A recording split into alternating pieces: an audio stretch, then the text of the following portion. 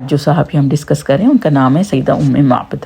ان کا اصل نام عاتقہ تھا، ان کے والد کا نام خالد بن خلیف تھا اور ان کے شوہر ان کے چچا کے بیٹے تھے۔ جب اللہ سبحانہ وتعالیٰ نے اپنے رسول صلی اللہ علیہ وسلم کو مدینہ منورہ کی طرف ہجرت کی اجازت دی تاکہ اپنے آپ کو اور اپنے ساتھیوں کو مشرکین کے ظلم و ستم سے بچائیں، تو اس وقت حضور صلی اللہ علیہ وسلم مکہ معظمہ سے روانہ ہوئے۔ اس وقت آپ کے ساتھ حضرت ابوبکر بھی تھے۔ پھر کچھ دن وہ غار ثور میں رہے۔ اس کے بعد جب وہ روانہ ہوئے تو ان کے ساتھ سیدنا ابوبکر تھے۔ سیدنا ابوبکر کے غلام عامر بن فہرہ تھے اور ایک راستے کی نشاندہی کرنے والا عبداللہ بن اورقط تھا، جو کہ یہ ٹوٹل 4 تھے۔ تو ایک دفعہ تپتی ہوئی ریت میں ایک دفعہ جب وہ راستے میں جا رہے تھے تو انہوں نے سوچا کہ ایک ٹیلے کے پاس انہیں ایک خیمہ نظر آیا اور انہوں نے سوچا کہ ہم وہاں تھوڑا دیر قیام کر لیتے ہیں، اور اس خیمے میں معبد کا خیمہ تھا اور وہ وہاں رہتی تھی۔ ان کا نام عاتقہ اور خاوند کا نام ابو معبد تھا۔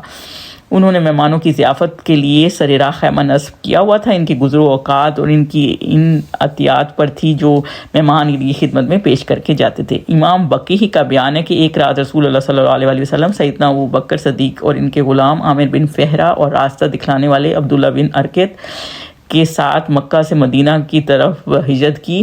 وہ معبد عاتقہ بن خالد خزاعیہ کے خیمے پر پہنچے اور معبد ایک پاک دامن اور عمر رسیدہ لیکن جسمانی لحاظ سے مضبوط خاتون تھی۔ وہ اپنے خیمے کے صحن میں برا جمان تھی۔ وہاں سے وہ گزرے تو مسافروں کو کھانا کھلاتی تھیں اور پانی پلاتی تھیں۔ وہاں سے گزرنے والے مسافر ان سے پوچھتے کہ تمہارے پاس گوشت یا دودھ ہے تو وہ ان سے خرید لیں، لیکن وہ ہر طرح سے ان کی مہمانوں کی مدد کرتی تھیں۔ دریافت کرنے پر سیدہ جب حضور صلی اللہ علیہ وسلم وہاں سے گزرے تو سیدہ معبد سے دریافت کیا گیا کہ تو اگر ہمارے پاس گوشت یا دودھ ہوتا تو وہ بولیں اگر ہمارے پاس گوشت یا دودھ ہوتا تو ہم آپ کی مہمان نوازی میں کوئی کسر نہ رکھتے۔ ان دونوں لوگوں کے پاس اس وقت کچھ بھی نہیں تھا، کھانے پینے کی کوئی اشیاء نہیں تھی۔ تو رسول اللہ صلی اللہ علیہ وسلم کے نے خیمے کی ایک جانب بکری بندھی ہوئی دیکھی تو آپ نے پوچھا اے معبد یہ بکری کیسی ہے؟ انہوں نے کہا یہ انتہائی کمزور ہونے کی وجہ سے بکریوں کے ریوڑ کے ساتھ چراگاہ کی طرف نہیں جا سکی، کیونکہ ان کا شوہر باقی بکریاں چراگاہ کی طرف لے گیا تھا، اس لیے یہ بیچاری یہیں بندھی رہ گئی ہے۔ رسول اللہ صلی اللہ علیہ وسلم نے پوچھا کیا یہ دودھ دیتی ہے؟ معبد نے کہا یہ بیچاری تو بہت کمزور ہے، یہ دودھ کیسے دے گی؟ رسول اللہ صلی اللہ علیہ وسلم نے پوچھا کیا ہمیں تمہاری اس بکری کا دودھ دوہنے کی اجازت ہے؟ معبد نے کہا اگر یہ دودھ دیتی ہے تو پھر کوئی اعتراض نہیں ہے مجھے، بسم اللہ کیجیے اور ضرور جو چاہے کریں۔ رسول اللہ صلی اللہ علیہ وسلم نے ایک روایت کے مطابق بکری کی پیٹھ پر ہاتھ پھیرا اور اللہ کا نام لیا اور ایک برتن منگوایا اور جو پوری جماعت کو سیراب کرنے کے لیے کافی ہو سکتا تھا۔ بکری نے اس طرح سے دودھ دیا۔ ایک روایت میں ہے کہ بکری نے بھرپور انداز میں دودھ دیا جس سے برتن لبالب بھر گیا۔ معبد اور رسول اللہ صلی اللہ علیہ وسلم کے ساتھیوں نے دودھ پیا اور ان سب نے 2 دفعہ خوب جی بھر کر دودھ پیا، اور پھر حضور صلی اللہ علیہ وسلم نے فرمایا کہ جب ابو معبد تیرے پاس آئے تو اسے یہ دودھ دے دینا، اور رسول اللہ صلی اللہ علیہ وسلم اپنے ساتھیوں کے ساتھ وہاں سے روانہ ہو گئے۔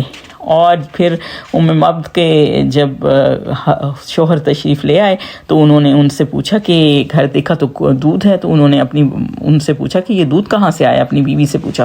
گھر میں تو دودھ والا کوئی جانور نہیں تھا، ساری بکریاں تو میں لے گیا تھا۔ معبد نے کہا اللہ کی قسم میں کیا بتاؤں، ہمارے ہاں سے ایک بابرکت شخصیت کا گزر ہوا اور اس نے میرے ساتھ اس طرح گفتگو کی کہ اس نے ساری گفتگو اپنے شوہر کو بیان کر دی، اور سیدہ معبد نے رسول اللہ صلی اللہ علیہ وسلم کے اوصاف بیان کرتے ہوئے کہا چمکتا رنگ، تابناک چہرہ، خوبصورت ساخت، نہ گوندے پن کا عیب نہ گنجے پن کی خامی، خوبصورت آنکھیں، لمبی پلکیں، بھاری آواز، لمبی گردن، سفید و سیاہ آنکھیں، سیاہ سرمنگی پلکیں، باریک اور باہم ملے ہوئے آبرو، چمکدار کالے بال، خاموش ہو تو باوقار، گفتگو کریں تو پرکشش، دور سے دیکھنے سے سب سے تابناک و پرجمال، قریب سے خوبصورت اور شیریں، گفتگو میں چاشنی، بات واضح اور 2 ٹوک، نہ مختصر نہ فضول، انداز ایسی کہ گویا لڑی سے موتی بھی جھڑ جائے، دور سے سب لوگوں سے زیادہ خوبصورت دکھائی دے اور قریب سے سب سے بڑھ کر حسین لگے، درمیانہ قد، نہ اتنے لمبے کہ دراز قد ہونا دیکھنے میں ناگوار لگے، نہ اتنے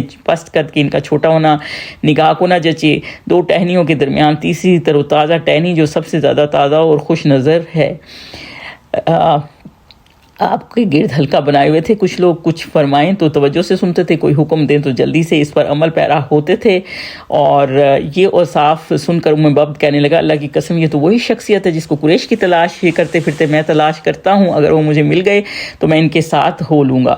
پھر مبعد نے اپنے خامد کو بتایا کہ نبی کریم صلی اللہ علیہ وسلم کی زیارت کے لیے مدینہ منورہ کی طرف ہجرت کی ان دونوں نے، اور دونوں نے اسلام قبول کیا اور رسول اکرم صلی اللہ علیہ وسلم کے دست مبارک پر بیعت کی شہادت حاصل کی۔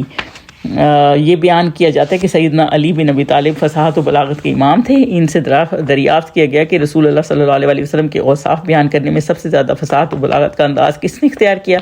تو انہوں نے فرمایا مبعد نے رسول اللہ صلی اللہ علیہ وسلم کے اوصاف بیان کرنے میں سب سے بڑھ کر فصاحت و بلاغت کا اسلوب اختیار کیا۔ تو سیدنا علی بن ابی طالب سے دریافت کیا گیا کہ کسی اور نے مبعد کی طرح رسول صلی اللہ علیہ وسلم کے اوصاف کیوں نہیں بیان کیے؟ تو آپ نے حکیمانہ اور مدبرانہ انداز میں ارشاد فرمایا عورتیں مردوں کی نسبت زیادہ حساس ہوتی ہیں اور یہ زیادہ باریک بینی سے اشیاء کا جائزہ لیتی ہیں۔ اور جب حضور صلی اللہ علیہ وسلم وہاں سے چلے گئے تھے تو پیچھے سے قریش حضور صلی اللہ علیہ وسلم کو ڈھونڈتے ہوئے آئے اور ان سے حضور صلی اللہ علیہ وسلم کے بارے میں دریافت کیا۔ تو مبعد نے اس وقت ہی ان سے کہا تھا کہ میری بات کان کھول کر سن لو، اگر تمہیں اپنی جان عزیز ہے تو اسی وقت واپس چلے جاؤ، ورنہ میں چیخ چیخ کر اپنے قوم کو بلا لوں گی اور وہ تم سے لڑائی کریں گے۔ جب انہوں نے دیکھا کہ مبعد اتنے غصے میں ہے تو وہ واپس چلے گئے، اور یہ ان کے دل میں دین بہت اچھے طرح سے گھر کر گیا تھا، اور یہ ایک بہت ہی نیک خاتون تھی اور ساری زندگی انہوں نے اسلام پہ گزاری مسلمان ہونے کے بعد، اور اللہ تعالیٰ ان کی مغفرت فرمائے۔